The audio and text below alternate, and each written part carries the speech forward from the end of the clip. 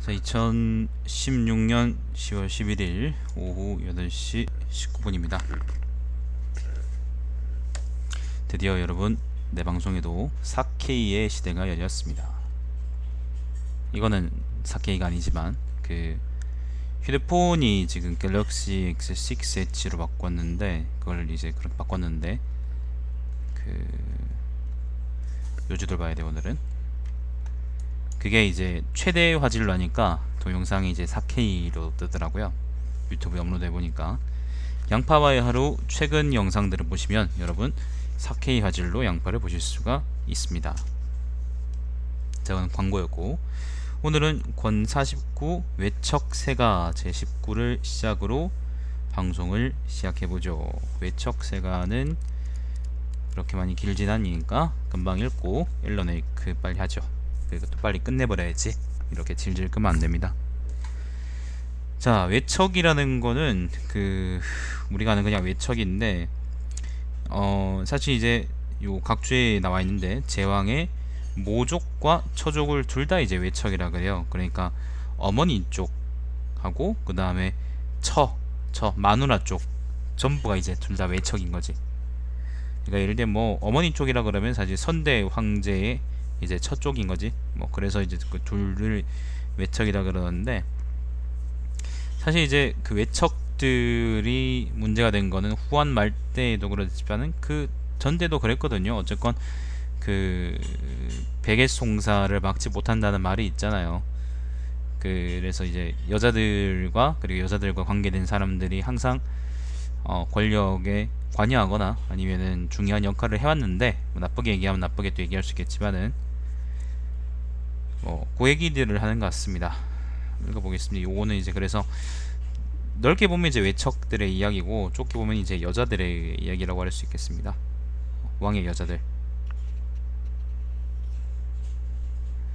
자, 예로부터 천명을 받은 개국 군주들과 선제의 뒤를 이어받고 성법을 계승한 군주들은 단지 그 개인의 품덕이 고상하였기 때문이기도 하지만, 또한 외척의 도움이 있었기 때문이기도 하다. 하나라가 흥기한 것은 도산씨가 있었기 때문이며, 거리 유배된 것은 말희가 있었기 때문이다. 잠깐만요.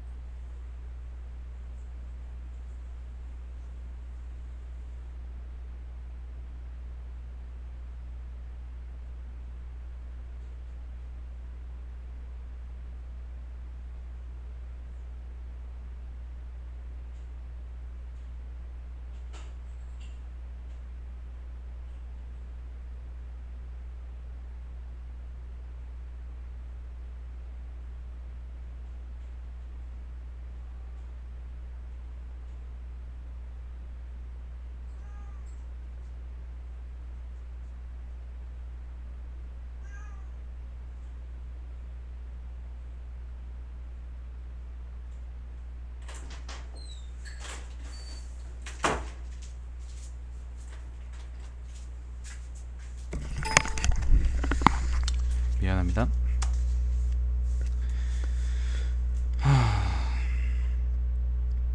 도산씨 말이 이렇게 나오는데, 말이는 이제 여러분 되게 유명한 여자죠, 그죠? 나라 망친 여자로 유명한 사람이고, 도산이라는 거는 옛날 부락 이름이랍니다. 우임금이 도산씨의 딸을 맞이해서 저게 뭐지? 저 한자로 어떻게 읽지? 아무튼 저거를 낳았고, 게랍니다. 게를 낳았고 게가 이제 하나라 왕조를 세웠다 라고 하네요. 그러니까 어쨌건 그 창업이나 아니면 나라 망하거나 뭐 어쨌건 여자들의 힘이 여자들이 항상 이제 그 자리에 있었다라고 얘기하는 거예요. 은왕조가 흥기한 것은 유융씨가 있었기 때문이며 주왕 은나라 주왕이 주살당한 것은 달기를 총애하였기 때문이다. 주나라가 흥기한 것은 강원과 대임이 있었기 때문이며 주유왕이 포로로 잡히게 된 것은 포사에 탐닉하기 때문이다. 뭐 대임, 강원, 그다음 포사 이런 게 있는데 여러분 이거 다 모르셔도 됩니다. 그냥 이제 역사상 중요한 여자들이라고 생각하시면 돼요. 이 모른다고 해서 이해 못하는 거 아니잖아요, 그죠? 그래서 역경은 건곤, 양괴에 기초를 두었으며 시경은 관저변에서 시작되었다. 상선은 요가 친히 두 명의 딸을 순에게 시집 보내도록 처리한 일을 찬미하였으며 춘추는 아내를 맞이하면서 친히 나가서 맞이하지 않는 신뢰 행위를 풍자했다. 부부간의 화목관계는 사람들의 도덕규범의 근본 준칙이다. 예제는 혼인에서 가장 주의해야 한다. 음조가 가장 잘 어울리는 것은 사계절 절기에 조화가 잘 되는 것이며 음양의 변화는 만물의 생장과 변화의 근본인데 신중하지 않을 수 있겠느냐. 사람들은 인륜 대도에 대해서는 확대 발전시킬 수 있으나 천명에 대해서는 오히려 어찌할 수가 없다. 부부간의 사랑은 군주라고 해서 신하에게서 얻을 수 없으며 아버지라고 해서 그것을 아들에게서 얻을 수가 없다. 하물며 지위가 낮은 사람들이냐 어떻겠느냐. 설령 남녀가 환합하였을지라도 또 자손이 번성할 수 없을지도 모르며 설령 자손을 생육할 수 있을지라도 또 천수를 다할 수 없을지도 모른다. 환합한다는 것은 뭐 즐겁게 뭐 섹스하셨다 그런 말이겠죠. 자, 어찌 이것이 천명이 아니겠느냐. 공자는 천명을 이야기하는 것이 매우 적었는데 이는 아마 또 매우 분명하게 말하기가 곤란하였기 때문일지도 모른다. 만약 음양의 변화에 통달할 수가 없다면 어떻게 인성과 천명의 관계를 이해할 수 있겠는가. 요까지 얘기한 건 이제 여성들이 못됐다 그런 얘기가 아니고 그 어쨌건 부부간의 일 그리고 남녀간의 일 때문에 역사가 이렇게 쭉 이어졌던 거고 그 과정에서 분명히 여성들이 중요한 역할을 했다라는 얘기를 일단 쭉 한 거죠. 태사공은 말하였다. 진나라 이전에 외척의 정황은 매우 간략하여 상세한 정황을 기술하기가 매우 어렵다. 한나라가 흥기하자 여아우가 이제 우리가 아는 여태온가 보네요. 고조의 황후가 되었으며 아들은 태자가 되었다. 여아우가 만년이 이르러 자색이 쓰러져서 총애를 잃게 되자 척부인이 총애를 받았으며 그녀의 아들 여의가 태자의 자리를 빼앗아 대신 들어서는 일이 여러 번 발생하였다. 고조가 서거하자 여후는 척씨를 멸하고 조왕 여의를 주살하였다. 이 얘기는 앞에 다른 열전에서도 많이 나왔던 얘기죠. 고조의 후궁과 비빈 가운데 오직 고조에게 소외당하여 총애를 받지 못하였던 사람만이 편안히 아무 일도 없었다. 여후의 장녀는 선평후 장오의 처가 되었으며 장오라는 거는 장이 있죠. 여러분 장이 진여 열전할 때 그 장이 있죠. 그 장이의 아들입니다. 장이 진여 열전을 보세요. 거기 잘 나와 있습니다. 요 얘기가. 장오의 딸은 효해 황후가 되었다. 여태우는 효해 황후가 겹사돈이기 때문에 그녀가 자식을 낳게끔 온갖 방법을 다 써보았으나 결국은 자식을 낳지 못하였으므로 후궁의 자식을 데려다가 아들로 삼았다. 황위를 계승할 사람이 아직 확정되지 않았으므로 외가를 중용하였다. 여러 여씨들을 왕으로 봉하여 보조하게 하였고 그리고 여록의 딸을 소재 황후로 삼아 왕실의 불의를 견고하게 하려고 했으나 아무런 도움이 되지 않았다. 여후가 서거하자 장릉의 고조와 합장시켰다. 비록 여산 등은 주사당할 것을 두려워하여 반란을 음모하였다. 미안합니다. 비록이 아니고 여록 여산입니다. 아마 여씨들인가 보네요. 여산은 여후의 조카라고 하고 여록하고 여산 다 이제 여씨들이고 전부 다 이제 왕에 봉해진 사람들이라고 하네요. 그러니까 이제 여태왕한테 빌붙어가지고 이제 정치하던 사람들인가 보죠. 자, 대신들은 그들을 정벌하였으며 하늘이 유씨 전하의 통기 그러니까 그러니까 그 정통성 이런 거 통기를 계속 이어지게 하려고 하였으므로 마침내 여씨 집단이 소멸되었다. 단지 효해황후만 북궁에 머물도록 안배하였다. 여기서 대왕이라는 것은 뭐 큰 왕이 아니고요, 위대한 왕 그런 게 아니고, 여기 요 땅이 이제 대나라 땅이거든요. 요 대나라 땅에 있던 그 양반 이름이 뭐더라? 아무튼 이 당시 대왕이 이제 그 여태후가 쫓겨나고 나서 황해에 이제 올랐기 때문에 요 대왕이라 그러는 거거든. 요 사람이 이제 문제가 되거든요. 자, 대왕을 황제로 맞이하였는데 그가 바로 효문제로, 그는 한나라 집안의 한나라 사직의 종묘를 받들어 섬기었다. 이것이 어찌 천명이 아니겠느냐? 천명이 아니면 누가 그러한 임무를 담당할 수가 있겠느냐? 박태후의 부친은 오나라 사람으로 성은 박씨이다. 뭐 박씨의 딸이니까 박태후겠죠. 진나라 때 그는 과거 위나라 왕의 종가 사람인 위온과 사통하여 박희를 낳았다.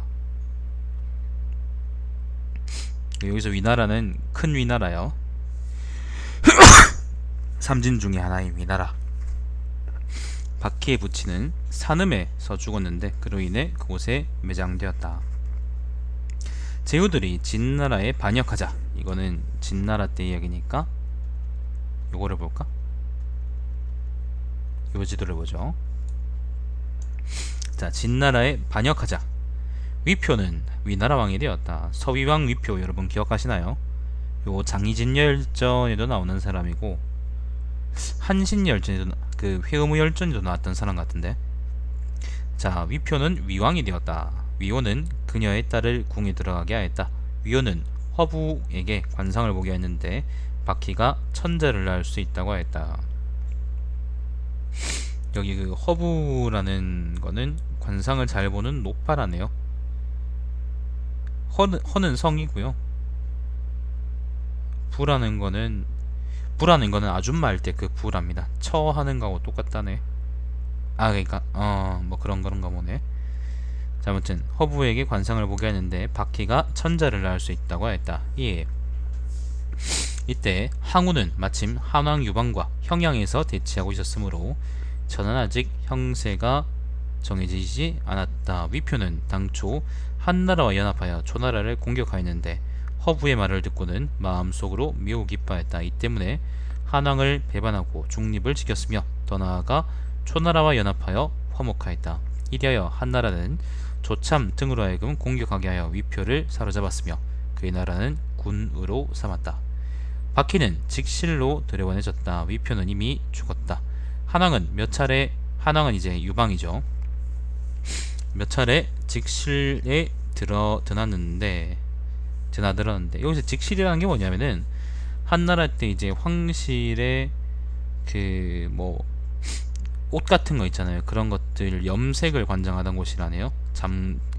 뭔가 이제 잘못한 이제 희비가 있으면 여기로 이제 보내가지고 뭐 반성시켰나 봅니다. 유방은 몇 차례 직실에 드나들었는데 박희가 자색이 있음을 보고 후궁으로 들이라고 조서를 내렸다. 그러나 1년 동안이나 동침을 하지 않았다. 처음에 박희가 젊었을 때 관부인 조자 등과 친하게 지냈다. 세 사람은 누가 먼저 부귀하게 되든지 간에 서로를 잊지 말자라고 약속하였다. 얼마 되지 않아 관부인 조자가 먼저 한왕의 총애를 받았다. 한왕은 한암궁의 성고대에 앉아 있었는데 두 명의 미인은 박희와 당초에 하였던 약속을 조롱하여 웃었다. 관부인하고 조자는 둘 다 이제 여자 이름인가 보네요. 한왕은 이러한 말을 듣고 그 까닭을 물었으며 이 두 사람은 사실을 한왕에게 말해주었다.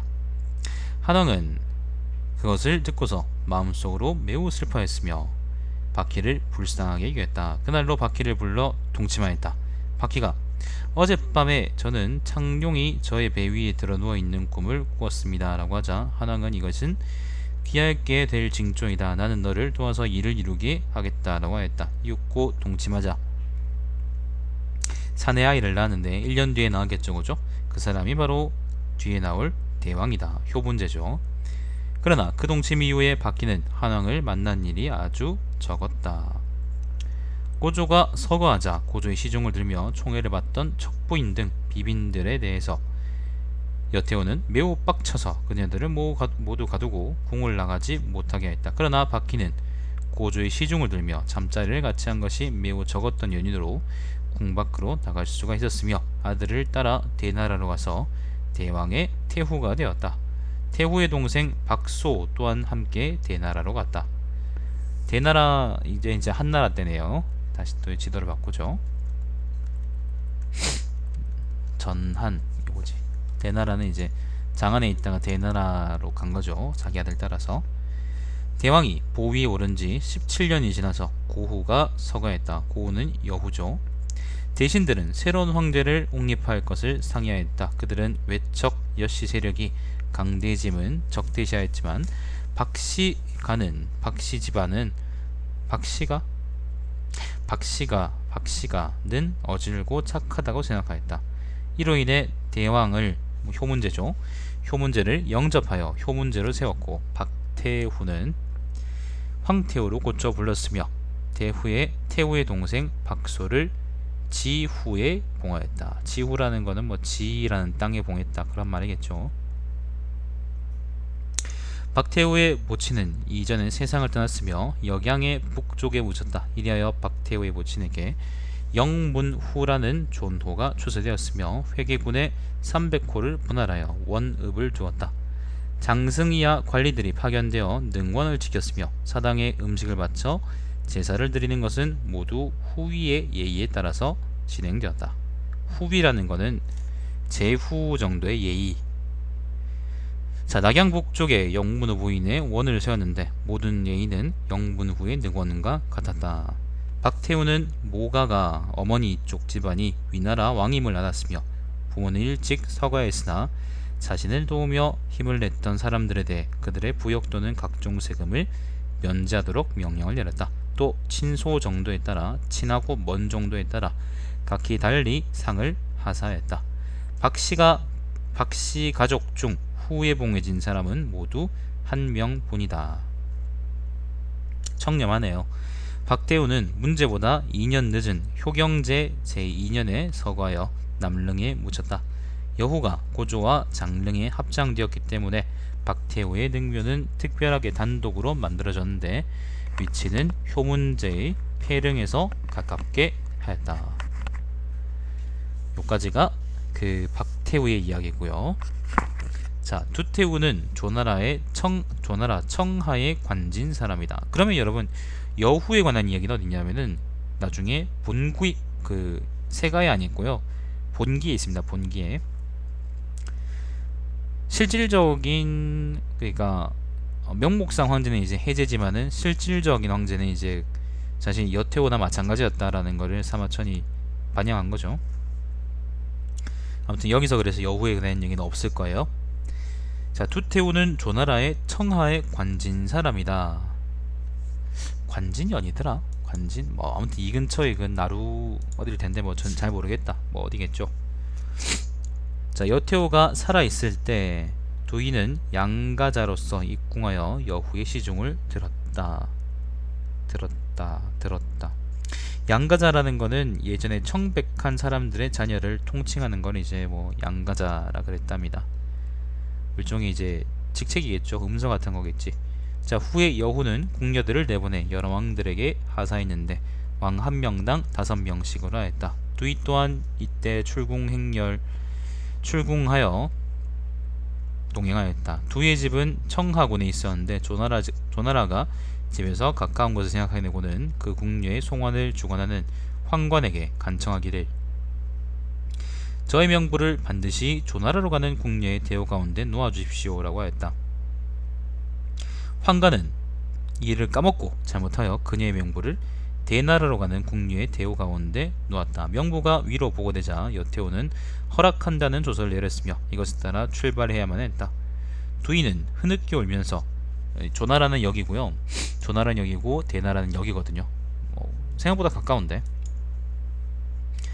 어쨌건 두희는 흐느껴 울면서 그 황관을 원망하여 가지 않으려고 하였으며 강제로 동원하자 비로소 이에 따랐다. 대나라 이르자 대왕은 오로지 두희만을 총애하여 딸 표를 낳았으며 후에 두 명의 아들을 더 낳았다. 얼마나 했을까요? 3년에 걸쳐서. 근데 대왕후는 모두 4명의 아들을 낳았으나 대왕이 아직 황제가 되지 않았을 때 세상을 떠났다. 이 대왕이 아마 효문제인가 보네. 대왕이 황제 오르자 왕후가 낳은 4명의 아들들 또한 잇따라서 병사하였다.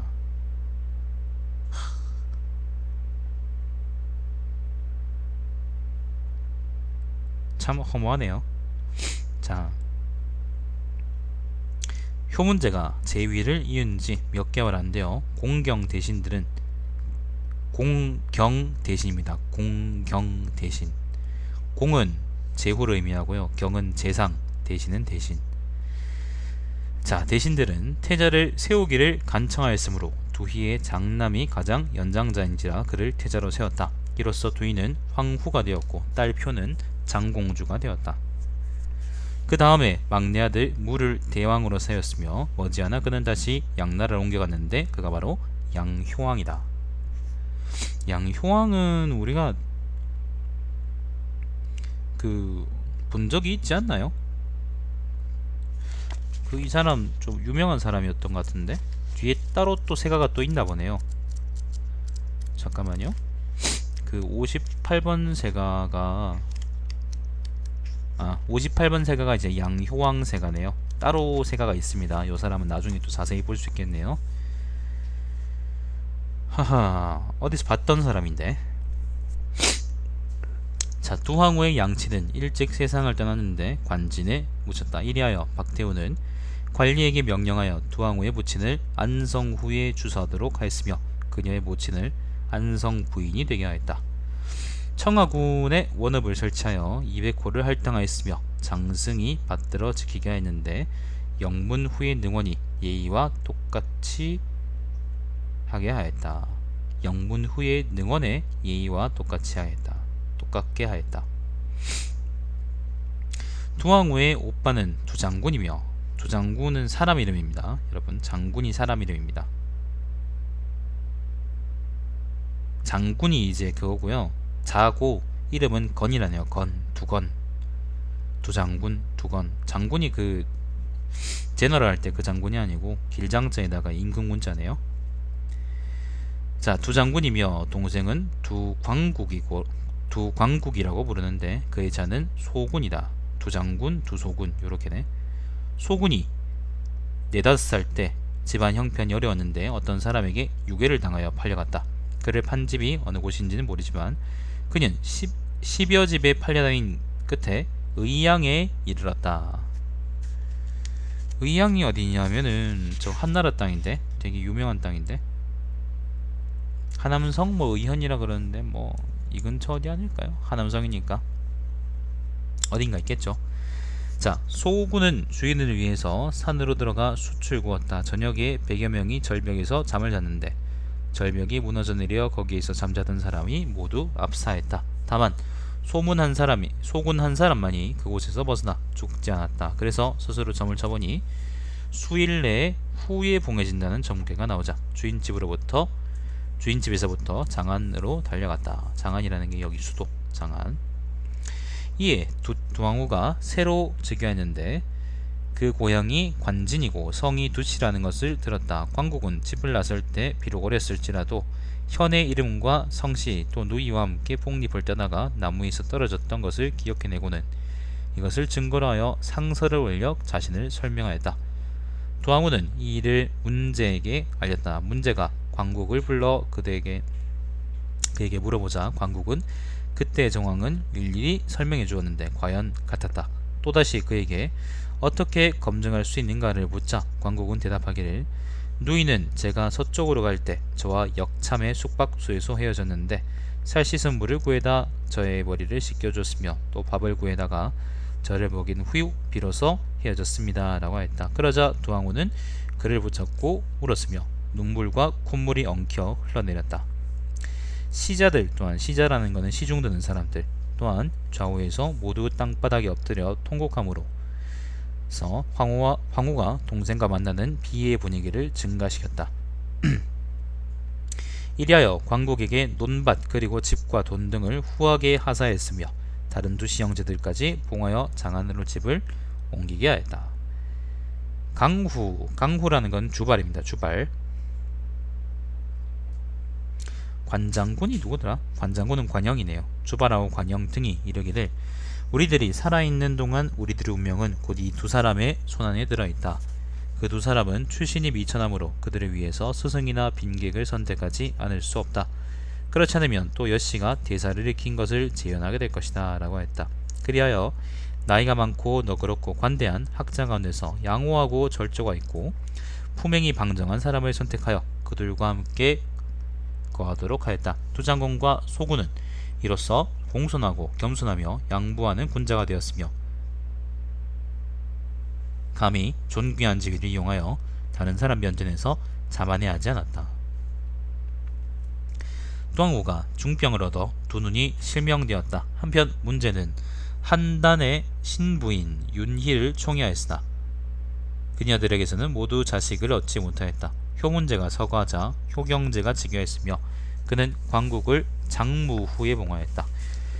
도장군은 이전에 이미 죽었으므로 그의 아들 팽조를 남피 후에 봉하였다. 남피 땅은 요 근처 땅이에요. 이 근처 어디에요? 남피 후에 봉하였다. 5초 7국의 반란이 났을 때 여러분 이거는 오왕비열전을 보세요. 투태우의 사촌 형제 두영은 협사들과 교유하는 것을 좋아했는데 이번에 군대를 통솔하여 군공을 세움으로써 위기 후에 봉해졌다. 위기 후 여기서 위기 후가 그 옛날에 우리가 위기 무한후 열전 할 때 그건 아니겠지? 다른 사람이겠지? 반가워님 안녕하세요. 투태우는 황제와 노자의 학설을, 여기서 황제라는 거는 임페러가 아니고 옛날에 그 살았던 누런 사람, 황제와 노자의 학설을 좋아했으므로 경제와 태자 및 두씨의 외척들은 모두 황제 노자의 책을 읽지 않을 수가 없었으며 그 학술을 공경하여 받아들였다. 형파 왜? 배고파? 나갈 거야? 새끼. 투태우는 효경제보다 6년 늦게 서거했는데 문제와 폐릉에 합장되었으며 모든 동궁의 금전 재물을 장공주 표에게 주라는 조서를 남겨놓았다. 동궁이라는 거는요, 그 태후가 거처하던 궁이랍니다. 여기에는 그렇대요. 한나라 때에는 태후가 그 장동궁이라는 곳에 그러니까 살았는데 이제 여기 미양궁 동쪽에 있어가지고 이제 그거를 동궁이라고 했대요. 어차피 뭐 함양의 성을 또 그대로 썼을 테니까. 자, 왕태후는 괴리 사람으로 여기까지가 이제 투태후 얘기였고요. 이제부터는 왕태후 얘기입니다. 괴리라는 거는 그 섬서성이라니까 뭐 장안 근처 어디 아닐까 싶은데 잘 모르겠네요. 자, 어머니는 장아라고 부른다. 장아는 과거 연나라 왕인 장다의 손녀이다.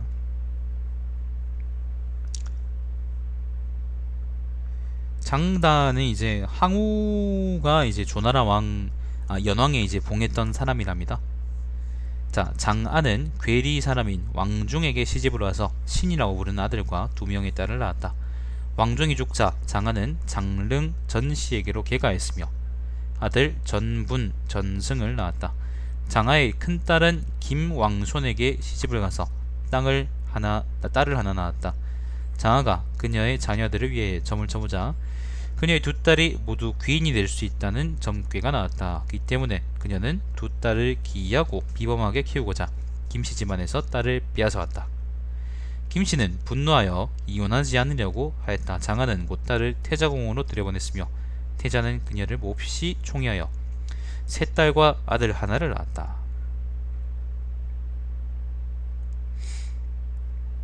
남자아이를 잉태하였을 때 왕미는 태양이 그녀의 품속으로 들어오는 꿈을 꾸었다.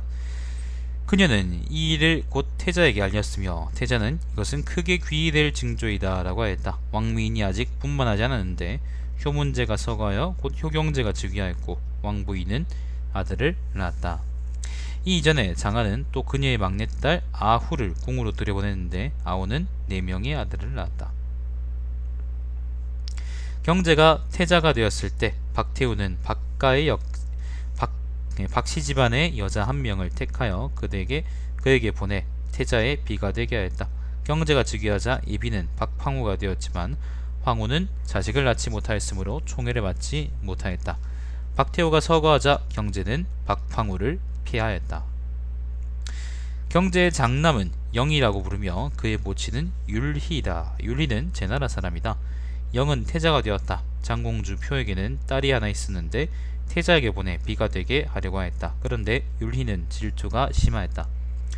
경제의 여러 미인들은 모두 장공주를 통해 경제를 만났는데 존귀와 총애를 받는 정도가 모두 율희를 뛰어넘었다. 그런데 율희는 원한이 날로 깊어져 장공주에게 사절을 표명하고 혼사에 응하지 않았다. 그러자 장공주는 딸을 왕부인의 아들에게 보내 비가 되게 하고자 했는데 이때 왕부인은 이에 응하였다. 장공주는 화가 나서 늘상 경제의 면전에서 율희를 비방하기를 율희는 여러 귀부인이나 총희들과 모임을 가지는데 시자라는 것은 시중대 듣는 사람이요 시자에게 그들의 뒤에서 저주하며 욕하게 함으로써 옳지 않은 행동을 합니다 라고 하였다.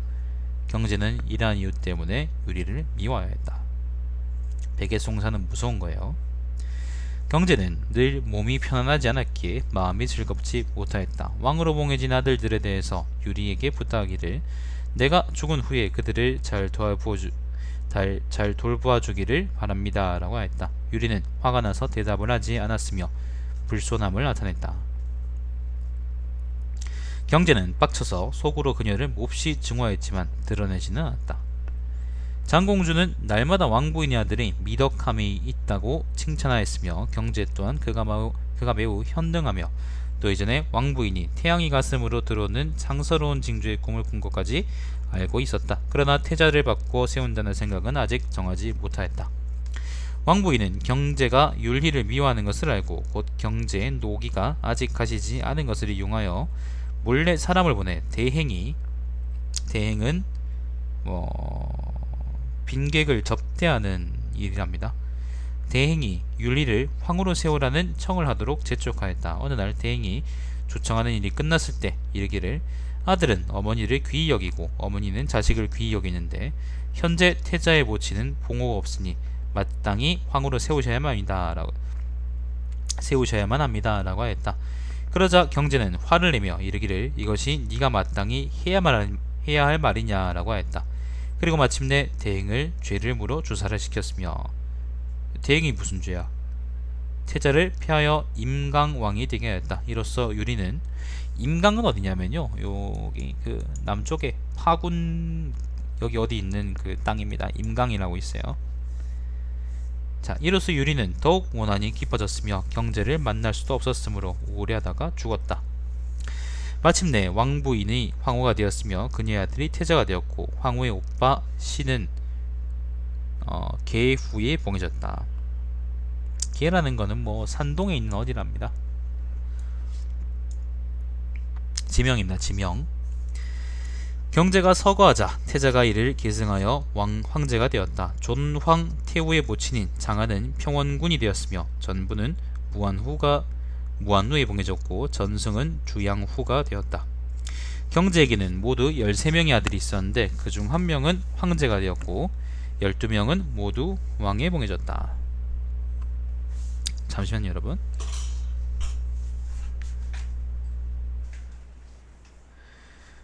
어디까지 갔지? 그리고 아후는 일찍 세상을 떠났지만 그녀의 4아들은 모두 왕에 봉해졌다. 왕태후의 장녀는 평양공주가 되었고 차녀는 남궁공주가 되었으며 삼녀는 임여공주가 되었다. 개후 신은 술 마시는 것을 좋아했다. 전분 전성은 매우 탐욕스러워 가만히서를 자라했다. 왕중은 일찍 죽었으며 괴리에 묻혔다. 이때 공후라는 존호가 추서되었으며 200호를 뽑아서 그의 원음으로 삼았다. 평원군이 세상을 떠나자 전씨와 장릉이 앞장되었으며 능원을 세우는 것은 공후의 법도와 같게 하였다. 왕태후는 효경제보다 16년 더 늦은 원삭 4년에 서거했는데 무죄됩니다. 경제와 양릉이 합장되었다. 왕태후의 집안에는 모두 3사람이 후가 되었다. 여기까지가 왕태후 이야기입니다. 생각보다 되게 기네요. 난 되게 짧을 줄 알고 그냥 읽었는데 짧지 않군요. 자, 위황후의 자는 자부인데 그의 출신은 미천하다. 그녀의 가호는 위씨로 평양후의 영업사람이다. 자부는 원래 평양공주의 가희였다. 가희라는 것은 노래 부르는 사람이요. 무제는 처음 즉위하여 여러 해 동안 자식이 없었다. 평양공주는 양가의 여자 10명을 물색하여 10여 명을 물색하여 화장을 시켜 집안에 배치해 두었다.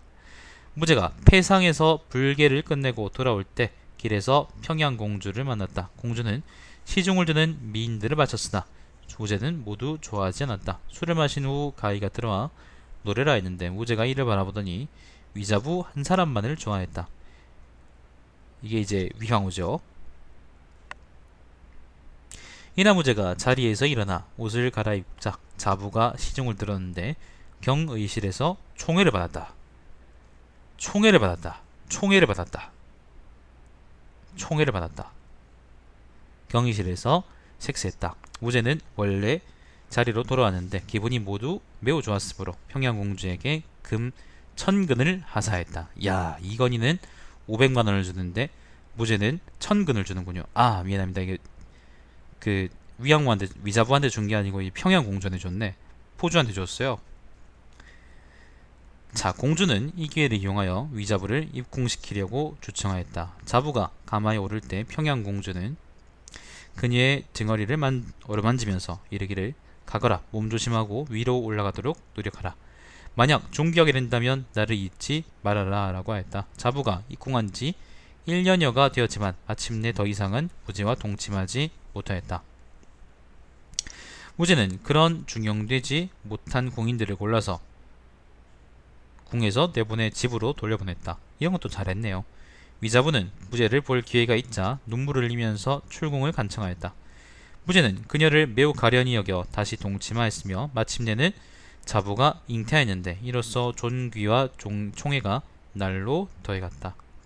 무제는 그녀의 오빠 위장군 동생 위청을 불러들여 시중이 되게 하였다. 바로 이 사람이 여러분 그 대장군 위청입니다.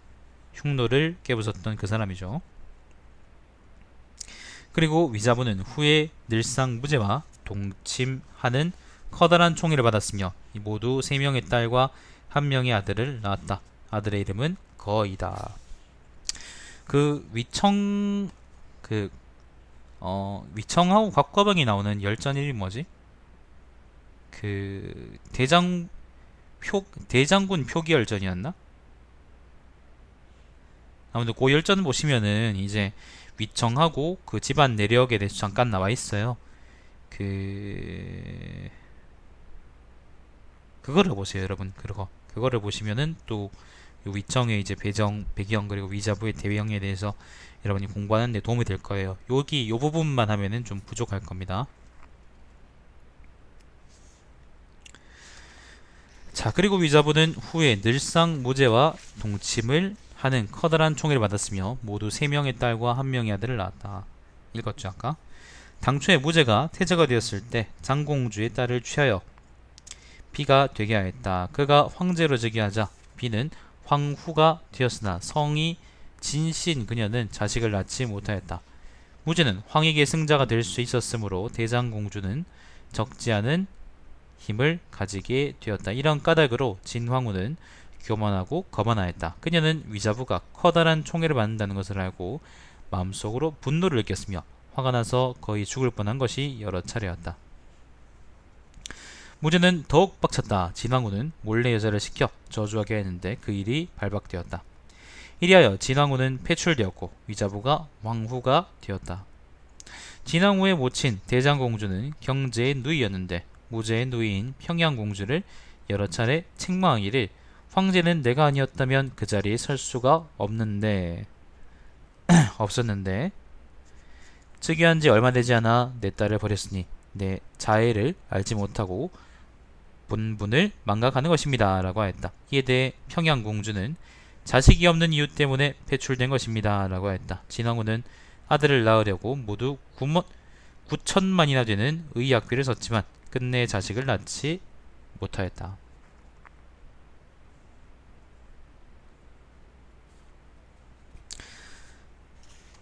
슬픈 이야기죠.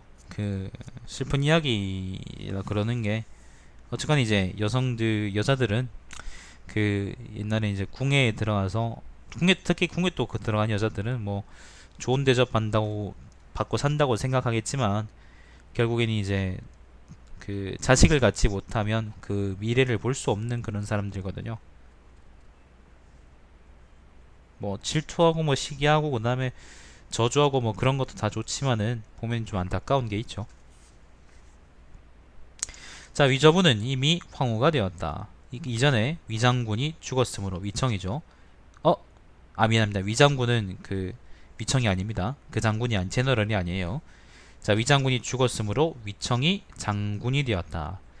그는 호족을 물리친 공적이, 호족이 바로 흉노죠. 있어 장평후에 봉해졌다. 위청의 아들 중 3명은 아직 강보에 있었는데 어린아이라는 거죠. 모두 열후에 봉해졌다. 이른바 위양후의 언니는 위소아를 말한다. 소아는 아들 곽거병을 낳았다. 그는 군공이 있으므로 관군 후에 봉해져 표기장군이라고 불렀다. 위청은 대장군으로 불렸다.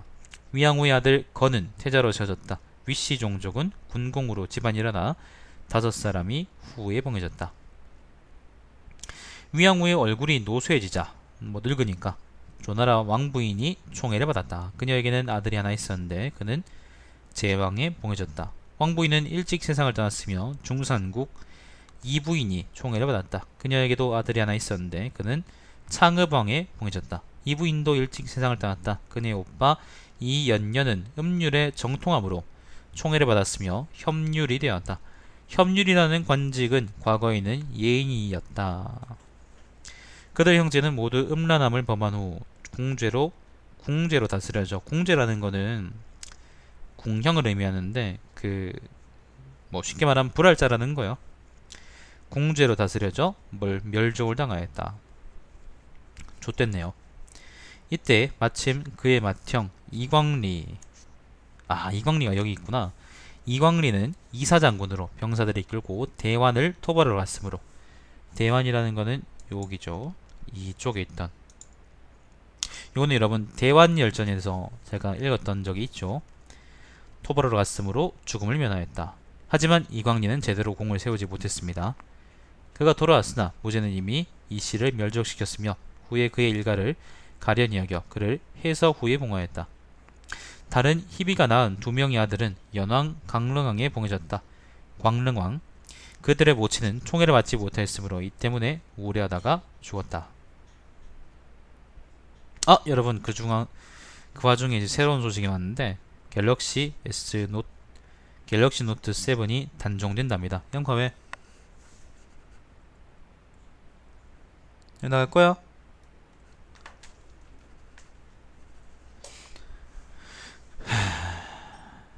폭발하더니 결국 단종됐나 보네.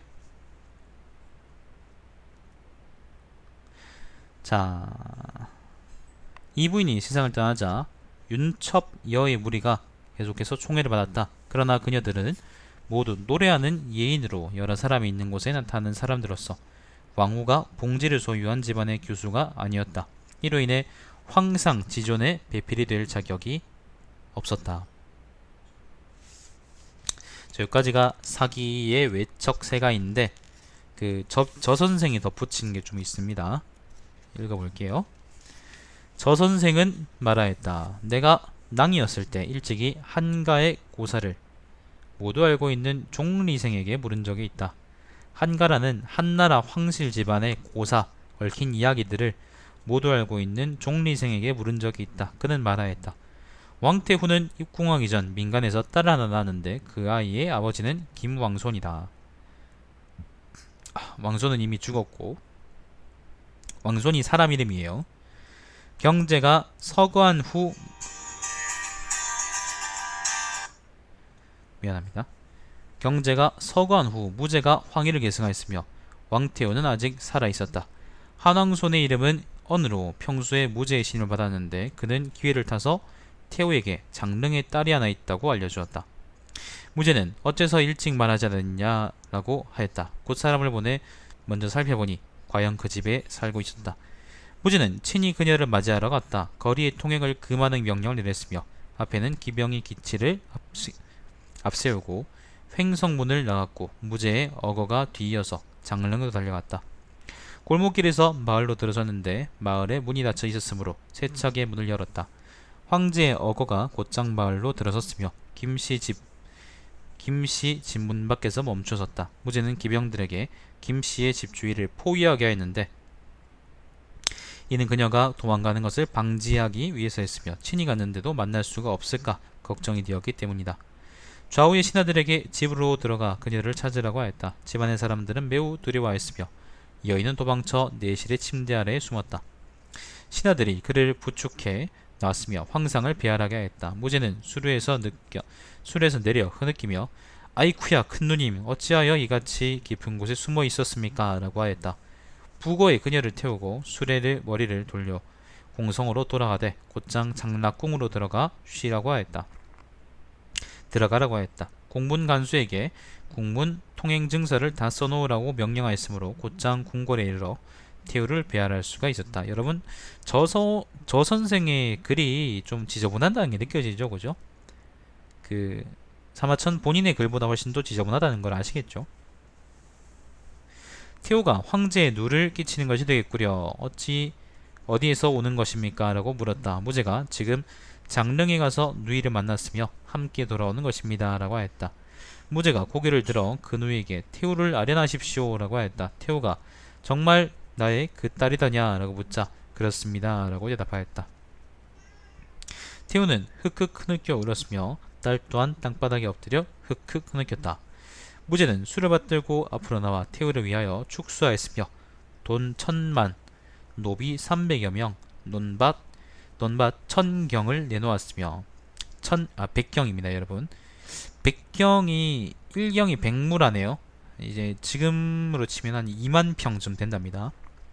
논밭 2만 평을 내놓았으며 또 상등의 저택을 누이에게 하사했다. 태후는 감사하여 이르기를 황제에게 돈은 너무 많이 쓰게 하는구려 라고 하였다. 이리하여 평양공주, 남궁공주, 임여공주 세 사람을 모두 불러 언니를 배알하게 했으며 그녀를 수성군에 봉하였다. 수성군에게는 아들 하나와 딸이 하나 있었다. 아들은 수성자중으로 불렸고 딸은 제후왕의 왕후가 되었다. 이 두 사람은 유씨성이 아니므로 태후는 그들을 불쌍히 여겼다. 수성자중은 교활하고 방자여 관리와 백성을 괴롭혔으므로 사람들은 모두 그를 싫어하고 두려워했다. 위자부가 황후가 될 때 그녀의 동생 위청은 자가 중경인데 대장군의 신분으로 장평후에 봉해졌다. 그에게는 4명의 아들이 있었는데 큰아들 항은 후세자가 되었다. 후세자는 시중에 임명되었으므로 존귀와 총애를 받았다. 그의 세 동생들은 모두 후에 봉해졌는데 각각에게는 시급 1300후가 주어졌다. 한 사람은 음한후로, 한 사람은 발간후로, 한 사람은 의춘후로 불렸는데 그 존영함은 천하를 진동하였다. 세상에는 아들을 낳았다고 기뻐하지 말고 딸을 낳았다고 슬퍼하지 말아라. 다만 위자부가 천하를 제피함을 보지 못하였더냐라고 하는 가요 한수가 유행하였다.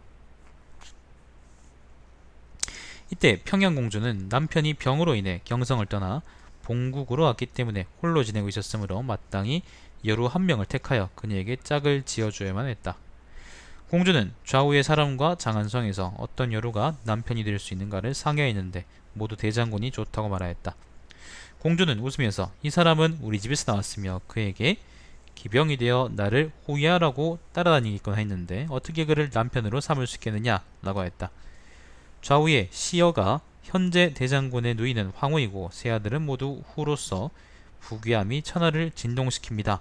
그런데 공주께서는 어찌하여 사람을 멸시하십니까? 라고 하였다. 이리하여 공주는 비로소 이혼사를 허락하였다. 이 일은 황후에게 알려졌고 무지에게 보고되었으며 위청이죠. 위장군은 평양공주를 맞이하라는 조서가 내려졌다. 저 선생은 말하였다. 남편은 용과 같이 변하는구나. 좌전에 이르기를 춘추좌 시전이죠. 뱀이 변하여 용이 되는데 그것의 무늬는 변하지 않는다. 가주에서 국주가 되었지만 그 성씨는 변하지 않는다 라고 하였다. 남편이 부귀할 때에는 온갖 결함이 모두 가려져 영화만이 빛나지만 빈천할 때에는 조그만 어려운 일이라도 이렇게 어떻게 그때 권력과 지위에 연루시킬 수 있겠는가. 무제는 부인 윤처별을 총애하였다. 또 형부인은 형아라고 했으므로 사람들은 그들을 형하라고 불렀다. 형하의 품급은 중 2천석에 상당하며 용화의 품급은 2천석에 상당하며 윤처벼의 품급은 여루에 상당한다. 일반적으로 처벼 중에서 황후를 선발하였다. 윤부인은 형부인과 동시에 총애받았는데 무제는 그녀 둘이 만나서는 안 된다는 조서를 내렸다. 윤부인은 친히 가서 무제에게 형부인을 만나보기를 희망한다고 간청하자 무제는 그녀에게 응답하였다. 곧 다른 부인에게 분장을 시켜 시종을 드는 수십 명에게 형부인을 모시고 앞으로 나오게 하였다. 윤부인은 앞으로 나와 그녀를 보더니 이 사람은 형부인 본인이 아니올시다 라고 하였다. 무제가 어떤 근거로 그렇게 말합니까? 라고 하자 윤부인이 대답하기를 그녀의 용모와 자태를 보건대 군주의 배필이 되기에는 부족합니다 라고 하였다. 이리하여 무제는 형부인에게 원래 입었던 옷을 입고서 혼자 앞으로 걸어 나오라고 하였다. 윤부인은 멀리서 그녀를 바라보면서 이르기를 이제야 정말이로구나 라고 하였다. 그리고서는 고개를 숙이고 흑흑 흐느끼며 눈물을 흘렸으며 자신이 남보다 못함을 비통해 하였다. 속담에 이르기를 미녀가 방 안에 들면 추녀의 원수가 된다 라고 하였다. 좋은 속담이네요. 하하, 저 선생은 말하였다. 목욕을 하는데 반드시 강이나 바다에 가서 해야 되는 것은 아니지만 다만 오물을 씻을 수는 있어야 한다. 말은 반드시 준말을 쓸 필요는 없지만 다만 잘 달릴 수는 있어야 한다. 독서인은 반드시 세상 사람보다 현명할 필요는 없지만 다만 도리를 알아야 한다. 여자는 반드시 귀한 집안 출신이어야 할 필요는 없지만 다만 절개가 곧고 착해야만 한다. 좋은 말이네요. 좌전에서 말하였다. 여자는 미추에 관계없이 일단 궁실에 들어가면 질투를 받는다. 독서인은 현능과 천박에 관계없이 일단 조정에 들어가면 시기를 받는다. 아름다운 여인이 추녀의 원수인 것이 어찌 이와 같은 것이 아니겠느냐. 구익 부인은 성이 조씨이며 하간 사람이다. 하간이라는 게 아마 하북이 어디 땅일 텐데 정확히는 잘 모르겠어요. 자, 아무튼 그녀는 무제의 총애를 받아 아들 하나를 낳았는데 그가 바로 소제이다. 무제가 70세 때 비로소 소제가 태어났으며 소제가 제위에 올랐을 때 나이가 겨우 5살이었다. 위태자는 폐출당한 후 더 이상은 국태자로 있지 못하였다. 연왕 단이 상서를 올려 국도로 돌아가 입궁하여 보위를 담당하기를 원한다고 표명하였다. 무제는 몹시 빡쳐 즉각 사자를 북궐로 보내 그를 차명에 처하였다.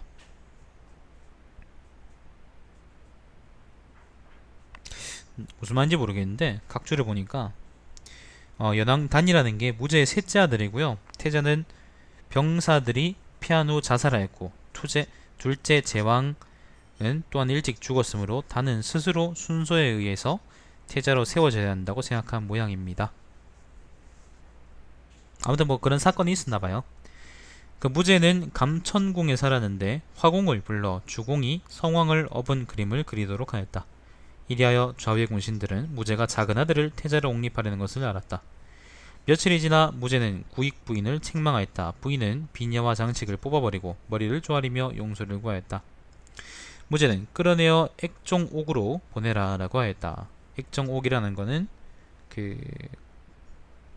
비빈들을 이제 가두던, 비빈이나 궁녀를 가두던 이제 감옥인가 봅니다. 부인이 머리를 돌려 무제를 바라보자 무제는 빨리 가거라. 너는 더 이상 살 수 없을 것이다. 라고 하였다. 부인은 운양궁에서 죽었다. 그때 광풍이 번지를 일으켰다. 백성들 또한 예상함을 느꼈다. 사자가 밤에 관제를 가지고 가서 그녀를 묻어주었으며 분묘 위에 표지를 해두었다. 후에 무제가 한가하여 일이 없을 때 좌우의 사람들에게 사람들이 무엇을 말하느냐라고 묻자 요즘 사람들이 뭐가 유행이냐 그런 거예요. 좌우 사람들은 그녀의 아들을 세우려고 하면서 어째서 그녀의 모친을 제거해야만 했습니까? 라고 말한다고 하였다. 모제가 그럴 것이다. 이러한 것은 소인배나 우인들이 이해할 수 있는 바가 아니다.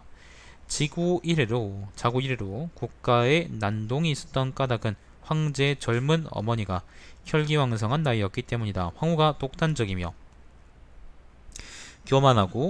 교만방자하고 음탕하게 이를 데 없으면 이를 말릴 수 있는 사람이 없다. 너희들은 여후를 들어보지도 못하였느냐 라고 하였다. 그래서 무릇 무제를 위하여 아이를 낳은 비비는 남자를 낳든 여자를 낳든 관계없이 그들의 모친은 문책당하여 죽음에 이르지 않을 수 없었는데 이것이 어찌 현성지주가 아니라고 말할 수 있겠느냐. 현명하고 탁월한 식견은 사후의 국가의 운명을 위한 계산인 것으로 이것은 확실히 천문하고 이루한 멍청한 유생들이 이해할 수 있는 바가 아니다. 그는 무라는 시호를 가져왔는데 무제할 때 무요. 설마 유명무실한 것이겠느냐. 여기까지가 그 권49 외척세가 제19고요. 총평하자면은 확실히 사마천 문장이 그 저소손 문장보다는 깔끔하다, 읽기도 좋다라는 걸 다시 한번 느낄 수 있었던 시간입니다. 그리고 또 총평하자면 이제 뭐 여자들은 이제 역사에서 그 주된 역할을 거의 하지 못했지만 반대로 이제 항상 이제 톱니바퀴가 있어야 시계가 돌아가는 것처럼 항상 그 역할은 하고 있었고, 그리고 역사가들, 정치인들, 그리고 왕들, 황제들도 그걸 분명히 깨닫고 있었다는 걸 우리가 알 수 있는 거고, 사마천이 역시 그런 자각이 있었다고 할 수 있겠네요. 뭐 그 이상으로 뭘 특별하게 할 얘기는 없고, 청렴한 외척으로서 이제 천명한 사람도 있었고, 그리고 이제 권력을 휘두르다가 이제 그냥 죽은 사람도 있었지만은 우리가 생각하는 만큼 또 나쁘진 않은 것 같고, 우리는 외척에 대한 인상이 되게 안 좋잖아요. 뭐 세도 정치나 그런 것도 있고, 그러니까 아무튼 그렇습니다. 요까지가 그 외척세가고요. 요 다음 세가는 권50 초원왕세가인데, 여기부터는 이제 그 한나라의 제후들 세가입니다. 한나라의 제후들, 전국 칠훈 그런 게 아니고 한나라의 제후들. 한동안 이제 그 이야기를 봐야 될 것 같습니다. 자, 요걸로 오늘 방송은 종료하도록 하고, 앨런 웨이크를 해야 되는데 요거는 제가 이따가 한 10분 정도 쉬다가 또 하는 걸로 하겠습니다. 그때까지 방송 잠깐 꺼놓도록 하겠습니다. 자, 시청해주신 여러분 감사드립니다. 다음 시간에 또 뵙겠습니다. 네, 고맙습니다. 이따 봬요.